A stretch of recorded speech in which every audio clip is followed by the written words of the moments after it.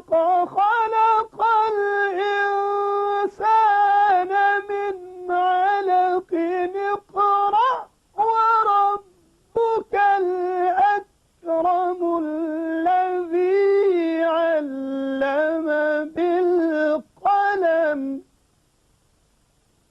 علم الإنسان ما لم يعلم نحمده ونصلي ونسلم على سيدنا ومولانا محمد رسوله النبي الأمين المكين اما بعد بسم اللہ الرحمن الرحیم۔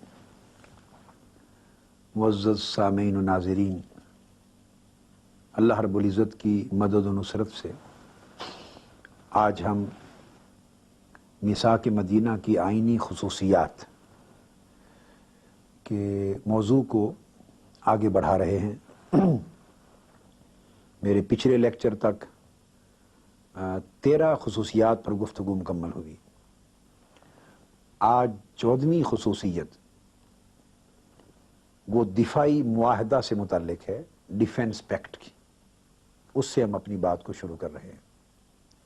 چونکہ میثاق مدینہ میں نے عرض کیا ایک باقاعدہ کانسٹیٹیوشن تھا، اس کی 2-3 حیثیتیں تھیں۔ ایک تو یہ کہ یہ آئین تھا ایک ریاست کا، اور ایک یہ کہ سب سے پہلے اس کی بنیاد ایک پولیٹیکل الائنس بنی تھی جس میں مسلمان تھے، یہود تھے، اور پھر ان کے الائز قبائل تھے، اور مسلمانوں میں بھی مہاجرین و انصار تھے، اور دیگر غیر مسلم قبائل جو الائز کے طور پہ سب شریک تھے۔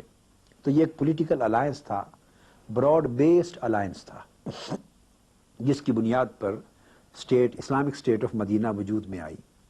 اور پھر حضور صلی اللہ علیہ وسلم کو آئینی اعتبار سے انہوں نے اپنا سربراہ تسلیم کیا، آپ ہیڈ آف دی اسٹیٹ ہوئے، اور اس کیپیسٹی میں ساروں کو بٹھا کے آقا علیہ السلام نے اس ریاست کو آئین عطا کیا۔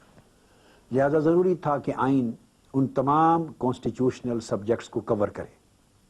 تو اس میں بنیادی طور پہ یہ ایک ڈیفنس پیکٹ کی حیثیت بھی رکھتا تھا، ان تمام طبقات میں ایک ڈیفنس کا پیکٹ ہوا، اور حضور صلی اللہ علیہ وسلم کی حیثیت اس میثاق مدینہ کے ذریعے کمانڈر ان چیف کی مقرر ہوئی۔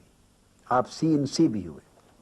آرٹیکل 41 میں ہے اس میثاق مدینہ کے، فرمایا کہ ان تمام طبقات میں سے کوئی شخص بھی محمد صلی اللہ علیہ وسلم کی اجازت کے بغیر فوجی کارروائی کے لیے نہیں نکلے گا۔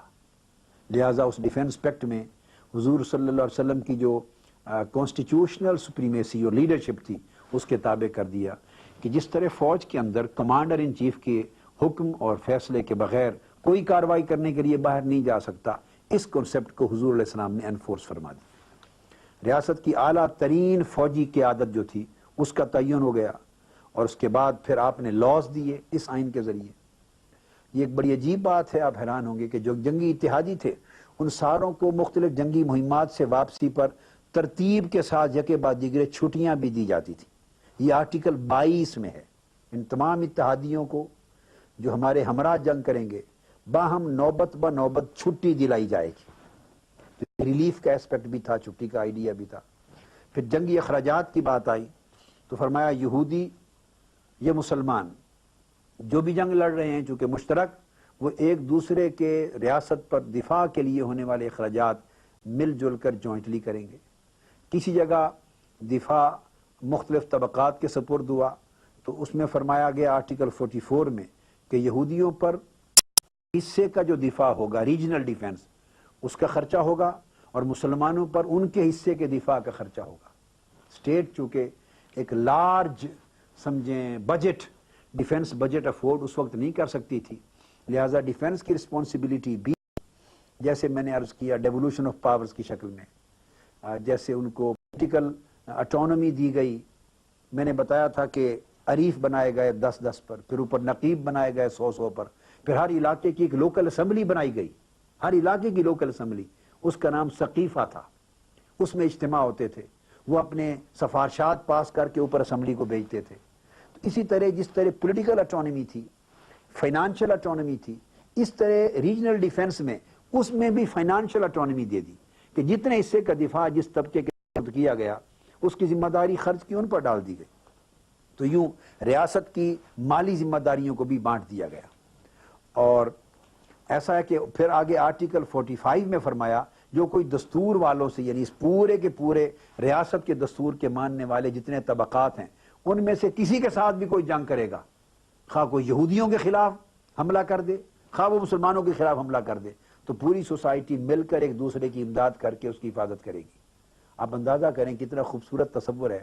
اس آئین میں آ جانے کے بعد کسی نے حملہ مسلمانوں پر نہیں کیا، صرف یہودی علاقے پر کیا ہے، مگر ان یہودیوں کی حفاظت کے لیے مسلمانوں پر ذمہ داری ڈال دی کہ وہ ان کی حفاظت کریں گے. اس سے اسلام کی مذہبی اور دینی اعتبار سے رواداری اور عالی ظرفی کا جہاں اندازہ ہوتا ہے، وہاں اس کے اسٹیٹ کنسپٹ کا اندازہ ہوتا ہے. اور اسی طرح آرٹیکل 54 میں فرمایا کہ کوئی بیرونی حملہ آور اگر آئے گا، اس صورت میں ریاست مدینہ کا دفاع یہودیوں اور مسلمانوں کی جو مین اور ان کی الائز کی مشترکہ ذمہ داری ہوگی. تو اس طرح ہم اس ڈیفنس پیکٹ کو دیکھتے ہیں کہ ایک پورا کا پورا کنسپٹ کولیکٹیویٹی کا بھی اور ریجنلزم کا بھی ہر لحاظ سے نظر آتا ہے. تو اس دستور نے دفاع جیسے اہم معاملے کو اچھے طریقے سے ٹیکل کیا جو اس وقت کے حالات اور ریکوائرمنٹس تھی. پانچواں یہ تو تھا 14واں ہمارا آئینی ضابطہ. اب پانچواں جو کریکٹرسٹک کانسٹیٹیوشنل نظر آتا ہے میثاق مدینہ میں، وہ بڑا عظیم ہے. اس میں بنیادی انسانی حقوق کی ضمانت عطا کی گئی، guarantee of fundamental human rights. یہ بات اس لیے بتانا ضروری ہے کہ میں نے اس موضوع پر جب اپنے لیکچرز کی سیریز شروع کی تھی تو پہلے لیکچر میں اس میثاق مدینہ کے حوالے سے میں نے بات واضح کی تھی کہ مغربی دنیا میں ہیومن رائٹس کا تصور کب پیدا ہوا.